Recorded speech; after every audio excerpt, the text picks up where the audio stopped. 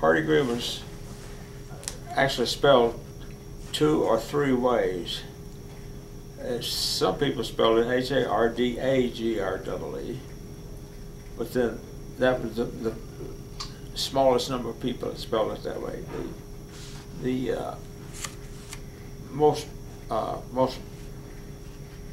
of the people go by H-A-R-D-E-G-R-E-E, but my family were the H-A-R-D-I-G-R-E-E.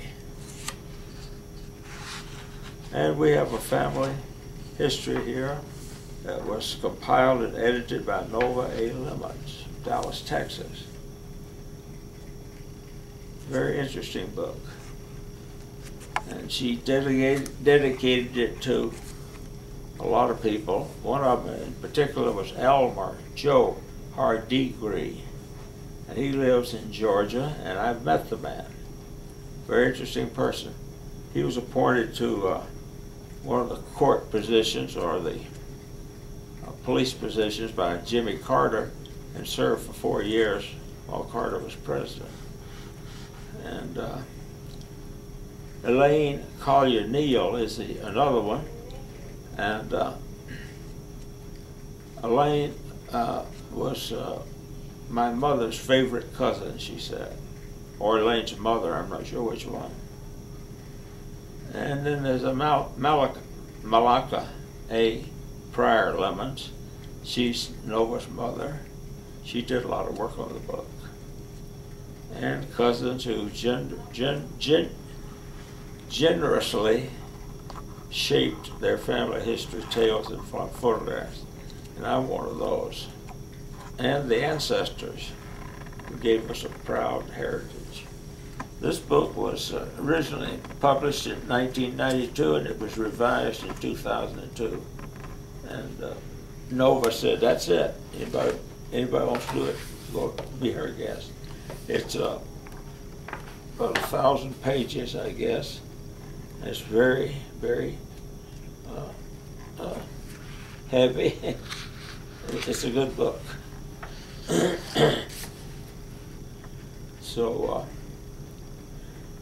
interesting, I think, is the possible origins of the surname Hardigree, Hardigree.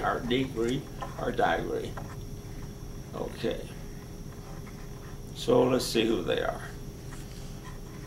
What the possible origins are. We get to go to page 5. Well, you know, I'd open it to page 10. Okay. Page 5. Research has indicated that our surname, Hardacre, H-A-R-D-A-C-R-E, or Hardigree or Hardigree, is a geographical name relating to a location where our early ancestors may have hailed from. It was not until the end of the 13th century when surnames were preceded due to increasing population. A man would often be called John or Glenn, a location. John of the Glen, a location. David of John, a familial, or William the Hatter, occupation. Eventually, the of and the was dropped, and surnames began. It is normal to find a surname spelled several ways. This was usually due to very few people could spell that there was no correct spelling. Names were often written down the way they sounded. So Nova tells us that. And Hardacre, H-A-R-D-A-C-R-E, is Anglo-Saxon. Hardyear is German. Hardike is personal name. Strong spear. British family names, their origins and their meaning by the Reverend Henry Barber, 1903.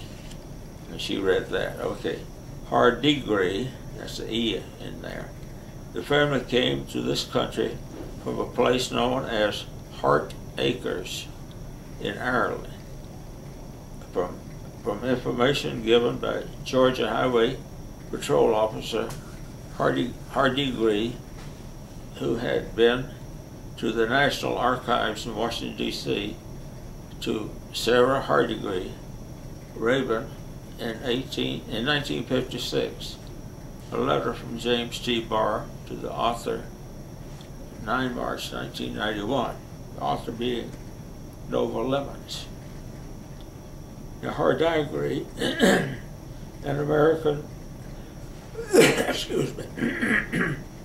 You need some water, Dad? No. Hardigree, an Americanization of the French art degree, translated to wood or gray wood. Information given to Dr. Bill Sharpton. Sharpton, that's an interesting name, isn't it? By his friend, who mentioned that the Hardigrees may be French Protestant or Huguenots who came over to the colonies, perhaps through Charleston. And she refers to a letter from Dr. Sharpton, Arthur, 19 May 1992. And the name Sharpton goes all the way back. And then there's O. Hardigree. Harmon Berry Hardigree Sr. told his nephew, Lindsay David Hardigree, that their people came from Ireland and that their surname was O. Hardigree. Later the O was dropped. And that's all I want to read out of this book like that. So, there were two primary names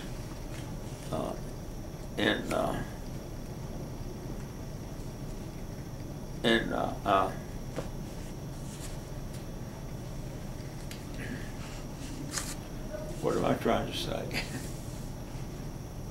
There are two primary first names, John and Joel. And I'm descended through the line of Joel. And there are others that came through the name of John. But like I said, this book is very large, and it shows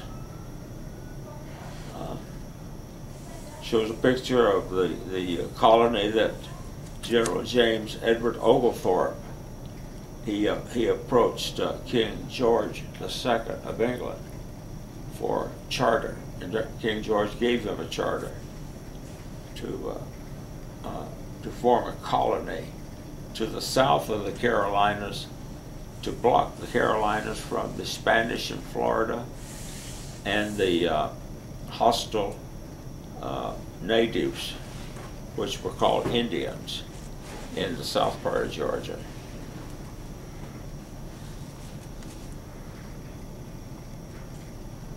So, her book here starts in 1760, and 1760 to 1820 was the reign of George III, a Hanoverian of England. And then we had our Revolution and Declaration of Independence, and France joined in the war against Britain. Congress forbids import of slaves into America. Benjamin Franklin discovers lightning is electricity, and so forth. She's just giving some points in history that these names evolved around.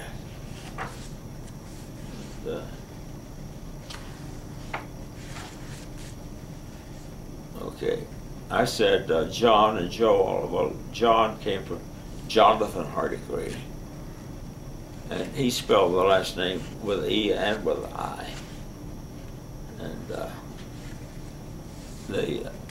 they started out, and some of them came from Maryland. That was a popular place for colonists to land when they came over in the Chesapeake Bay. And then they came through, also through Charleston, South Carolina, and they ended up in Georgia, to the west of the south and the west of the Carolinas. So, a story I heard, I don't know if she's got it in here or not. I must confess that I haven't read this all the way through.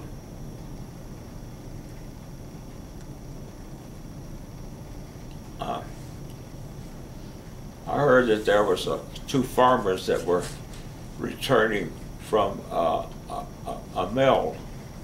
Farmers traditionally would take their corn or their oats or their wheat and go to a mill on the river. It was a water-driven mill, and they would get their grain reduced to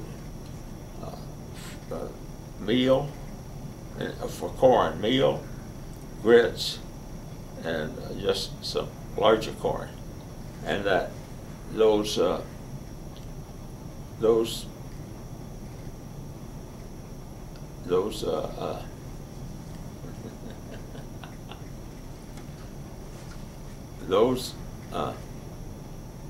products that come from the grain that these farmers had grown on their farm or plantation was what the people lived on for their biscuits and their bread and their oatmeal and anything else that they had gone to the grist mill, I think it was called, and got it reduced to a product that would keep and that they could use in cooking for the better part of a year, until the next year when they got it.